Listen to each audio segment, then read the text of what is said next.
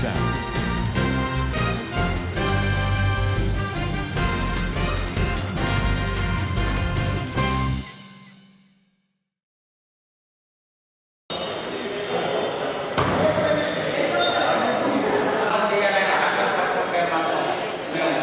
మన రాష్ట్ర ముఖ్యమంత్రి నారా చంద్రబాబు నాయుడు గారు రాష్ట్రంలో ఉన్నటువంటి 110 మున్సిపల్ కార్పొరేషన్లో ఉన్నటువంటి పారిశుద్ధ్య పనిని పూర్తిగా ప్రైవేటు వాళ్ళు కట్టబెట్టి ఎన్నో సంవత్సరాలుగా పనిచేస్తున్నటువంటి కార్మికులకు పని భద్రత లేకుండా చేయాలనేది ఆయన 279 జీవోని తీసుకురావడం జరిగింది.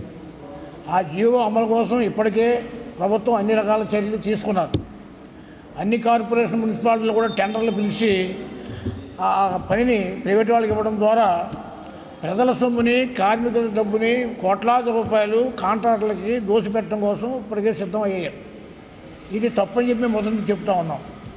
కష్టపడి పనిచేసే కార్మికులు, ప్రజల ఆరోగ్యం కోసం పనిచేసే కార్మికులు పొట్టలు కొట్టడం చాలా అన్యాయం. కార్మికులు పొట్టలు కొట్టడమే కాదు, ఈ యొక్క 279 జీవో అమలు జరిపేదానికి ప్రభుత్వ సర్వేలే చెప్తూ ఉన్నాయి. ఈ వేళ ఉన్నటువంటి బడ్జెట్ 2 రెట్లు పైన ఖర్చు అవుతుంది ఇది అమలు చేయాలంటే. మరి ఈ డబ్బులు ఎక్కడి నుంచి వస్తాయి అంటే మళ్ళీ ప్రజల మీద పన్నులు పెంచడం ద్వారా భారాలు వేయాలి. అందుకని వేరే మార్గం లేదు. చేతనం ప్రజల మీద భారాలు మోపే, అలాగే కార్మికులకి పని పద్ధతి లేకుండా చేసేటువంటి ఈ జీవోని వెంటనే రద్దు చేసుకోవాలని మేము ప్రభుత్వాన్ని మరొకసారి డిమాండ్ చేస్తున్నాం.